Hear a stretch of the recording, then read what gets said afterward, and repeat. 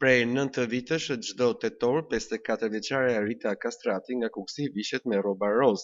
Edhe ambientin e parukërisë ku punon prej 34 vitesh e zbukuron me ngjyrën simbol të ndërgjegjësimit për kancerin e gjirit. Është mënyra e saj për t'u përcjell grave dhe vajzave mesazhin që kontrollet mjekësore duhet të bëhen rregullisht, jo vetëm në tetorin roz. Në moshën 45 vjeçare Rita mori lajmin që i tronditi jetën. Ishte diagnostikuar me tumor në gjë. Para 9 vitesh, unë u përballa me një diagnozë që më tronditi thellë. Kur mora vesh që doktori në Tiranë më tha ke tumor në gjë dhe ishte një tronditje e madhe, një moment që më ndryshoi jetën dhe nuk është e lehtë sepse normalisht kam kaluar frikë, pasiguri, shumë sfida. Por gjatë kësaj periudhe është ti pastaj mendon do të dorëzohem apo do të luftoj për jetën. E pas një momenti, pastaj e mblodha veten dhe thash unë nuk do dorëzohem, por do të fitoj gjatë kësaj betejë. Forcën për të përballuar këtë periudhë të vështirë, Rita e gjeti tek Zoti, tek familja dhe dashuria për jetën dhe vajzën e vetme. Meqense unë jam besimtare, në fillim i luta Perëndis për paqe, edhe për forcë dhe për mençuri dhe mbështetje. Pastaj e ndava me familjarët e mi, me miqtë e mi këtë situatë dhe të gjithë më dhanë inkurajim, forcë, shpresë që të mos dorëzohem dhe të vazhdoj përpara dhe jo vetëm kaq, por të vazhdoj dhe mjekimet, terapitë e ndryshme pavarësisht se ishte një sfidë në vetvete dhe nuk ishte e lehtë, por megjithatë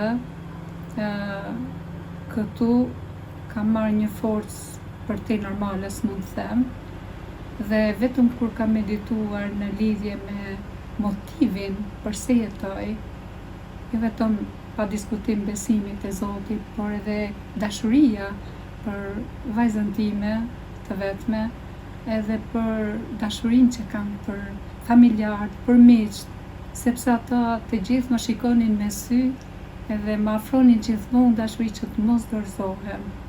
Ajo kujton edhe fjalët e mjekëve në onkologjik që i dhanë motivim. Mbaj mend një fjalë që më ka thënë doktori për herë të parë, tha ne do të bëjmë patjetër maksimumin ton, pra ajo që na ndihmon je ti e para. Dhe ai tha që 80% është ana emocionale dhe 20% është mjekimi. Dhe i thash patjetër, këtë 80 që ne kemi, por patjetër që bashkimi bën fuqinë.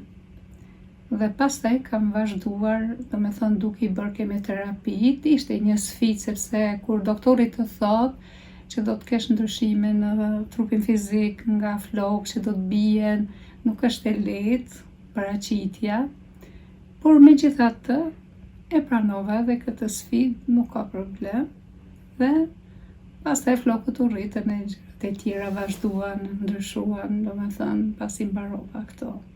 Sot, përveç profesionit të saj si parukjere, Rita është një zë i fortë i ndërgjegjësimit dhe i mbështetjes për gratë që kalojnë të njëjtën sëmundje.